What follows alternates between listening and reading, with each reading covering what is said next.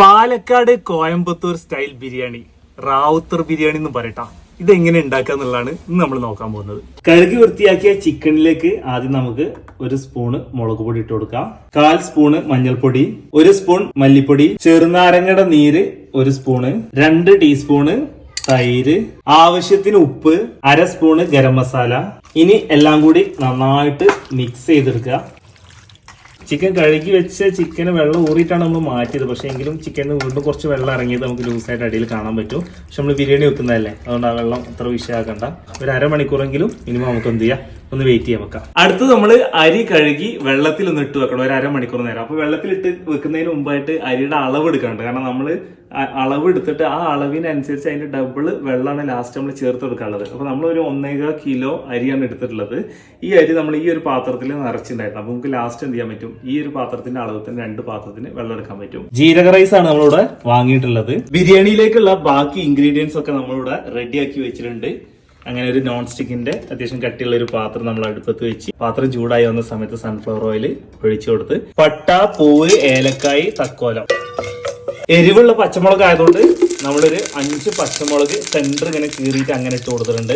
1 പിടി മല്ലിയില ഇട്ട് കൊടുക്കുക. ശേഷം 1 പിടി പുതിന.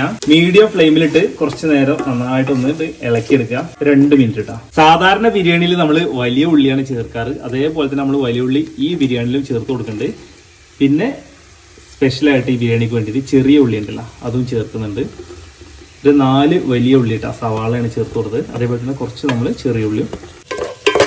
ഒന്ന് ഗോൾഡൻ കളർ ആവണ വരെ നമുക്കൊന്ന് ഇളക്കി കൊടുക്കും വേണം. കുറച്ച് ഒന്ന് വെയിറ്റ് ചെയ്യും വേണം കേട്ടോ. സവാള ഏകദേശം വാടി വരുന്നുണ്ട്.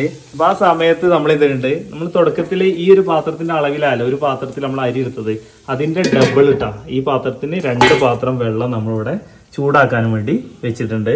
സവാള ഒന്നിങ്ങോട്ട് വാടി വന്നതിന് ശേഷം ഇഞ്ചിയും വെളുത്തുള്ളിയും കൂടി ഒരുമിച്ച് മിക്സ് ചെയ്ത പേസ്റ്റ് ഇട്ടാ. ഇനി ഒരു 1.5 മിനിറ്റ് കൂടി നമുക്ക് എന്ത് ചെയ്യാം, ഒന്നുകൂടി ഇങ്ങോട്ട് വാട്ടിയെടുക്കട്ടാ. ഇനി നമ്മൾ മല്ലിയിലയും പുതിനയിലയും കൂടി കുറച്ചും കൂടി ഇട്ട് കൊടുക്കട്ടാ. കൂടുതലല്ല, സ്റ്റാർട്ടിങ് നമ്മൾ കുറച്ച് കൊടുത്തിട്ടുണ്ട്. ഇനി 1-2 മിനിറ്റ് കൂടി നമുക്ക് എന്ത് ചെയ്യാം, ഇതിനെ കിടന്ന് വാടിട്ടാ. 4 തക്കാളി കട്ട് ചെയ്തത് ഇട്ട് കൊടുത്ത്, എല്ലാം ഇട്ട് കൊടുത്തു കഴിഞ്ഞാൽ 2-3 മിനിറ്റ് ഇങ്ങനെ ഓരോന്നിനനുസരിച്ച് വാടി കിട്ടുന്ന സമയം വരെ ഇങ്ങനെ ഇതാക്കണം കേട്ടോ.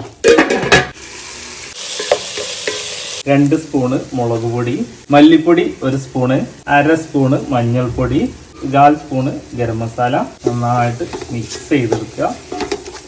നേരത്തെ നമ്മൾ മാരിനേറ്റ് ചെയ്തിട്ട് റെസ്റ്റ് ചെയ്യാൻ വെച്ചിട്ടുള്ള ചിക്കൻ ഉണ്ടല്ലോ, ആ ചിക്കനിൽ ഇത്തിരി വെള്ളമുണ്ട്. അതോട് കൂടിയിട്ട് നമ്മൾ എന്ത് ചെയ്യുക, അങ്ങോട്ട് ഇട്ട് കൊടുക്കുക. ഇനി മസാല ചിക്കൻ കൂടി നല്ല രീതിയിൽ മിക്സ് ചെയ്തെടുക്കുക. ആവശ്യത്തിന് ഉപ്പ് ചേർത്ത് കൊടുക്കുക. ഇനി ഒരു 10 മിനിറ്റ് നേരം മൂടി വെച്ചിട്ട് അങ്ങനെ കിടന്ന് വേവട്ടെ. ഏകദേശം ഒരു 10 മിനിറ്റിന് ശേഷം നമ്മളൊന്ന് തുറന്നു നോക്കുകയാണ്.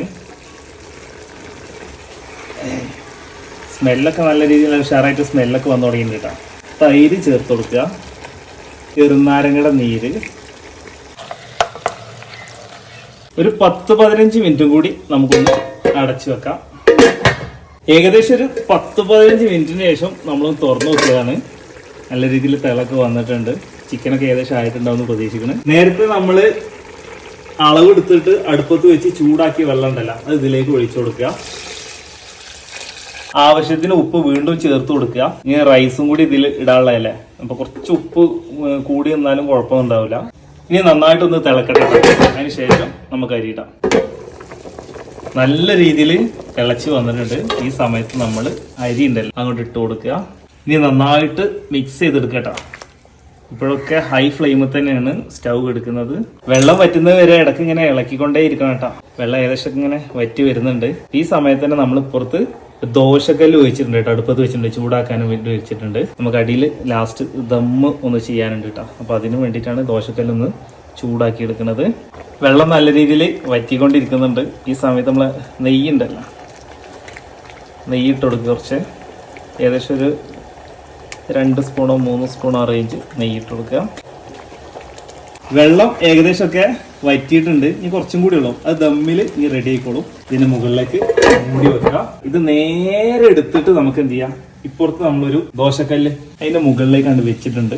ലോ ഫ്ലെയിമിൽ ഇവിടെ സ്റ്റൗ ഓൺ ആണ്. അതിന്റെ മുകളിൽ ദോശക്കല്ല് നേരത്തെ ചൂടാക്കി വെച്ചതാണ്. എന്നിട്ട് അതിന്റെ മുകളിൽ നമ്മൾ ഇത് കയറ്റി വെച്ചിട്ടുണ്ടാകും. ഇനി ഒരു 15-20 മിനിറ്റ് ഈ ഒരു ചെറിയ ദമ്മിൽ ഇത് ഇങ്ങനെ കിടക്കട്ടെ. 20 മിനിറ്റിന് ശേഷം നമ്മളൊന്ന് ഓപ്പൺ ചെയ്ത് നോക്കട്ടാ. ഇതുവരെ ലോ ഫ്ലെയിമിൽ ഗ്യാസ് ഓൺ ആയിരുന്നിട്ടാ. അത് ഓഫ് ചെയ്ത് ചപ്പ് പുതിന ഉണ്ടല്ലോ അത് മുകളിലൊന്ന് ചെറുതായിട്ടൊന്ന് ഇട്ട് കൊടുക്കുക.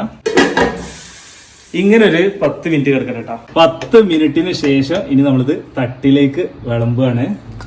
ചിക്കനൊക്കെ അത്യാവശ്യം നല്ല രീതിയിൽ വെന്തിട്ടുണ്ട്. നമ്മൾ ചിക്കൻ്റെ അളവും റൈസിൻ്റെ അളവും രണ്ട് അളവായിരുന്നു കേട്ടോ. അപ്പം അതുകൊണ്ട് തന്നെ നമ്മൾ കോരി ഇടുന്ന സമയത്ത് ചിക്കൻ അത്യാവശ്യം നല്ല രീതിയിൽ ക്വാണ്ടിറ്റി തന്നെ ഉണ്ടായിരിക്കും. സമുദ്രന്നേ ഒരു റാവുത്തർ ബിരിയാണി കോയമ്പത്തൂർ പാലക്കാട് സൈഡിലുള്ള ആ ഭാഗത്തുള്ള ഫുഡാണെന്ന് പറഞ്ഞെന്ന് സ്വന്തം ഉണ്ടാക്കിയതാണ്. അപ്പൊ എന്താ അഭിപ്രായം എന്ന് ടെസ്റ്റ് ചെയ്യാൻ നമ്മളെ വിളിച്ചാണ്. ജനൽ കഴിച്ചിട്ട് പറയും. സംഭവം ഞാൻ വെറുതെ പറയില്ല, സംഭവം നല്ല രസമുണ്ട്. എരിവ് കൂടുതൽ അത് ഞാനിത് തിന്നിട്ടില്ല ഇതിന്റെ മുമ്പ്. എരിവ് കൂടുതൽ ഇടേണ്ടതാണോ? അങ്ങനെയല്ല, നമ്മൾ ഇട്ടയിൽ അളവ് ഇവിടെ പേശാന്നുണ്ട്. സംഭവം നല്ല രസമുണ്ട് കേട്ടോ. നമ്മുടെ നാട്ടിൽ നിന്നൊക്കെ കഴിക്കണ അല്ലെങ്കിൽ നമ്മൾ ഇതുവരെ കഴിച്ച ഹോട്ടലിൽ നിന്ന് കഴിച്ചിട്ടുള്ള ഇതുവരെ കഴിച്ച ചിലയിടത്തുള്ള ഒരു ടേസ്റ്റ് വരുന്നുണ്ട്. ഇനിയും ഇങ്ങനെ ഓരോ സംഭവങ്ങൾ ഉണ്ടാക്കുമ്പോൾ ഇതിന്റെ ടേസ്റ്റ് ചെക്ക് ചെയ്യാൻ വിളിക്കണം.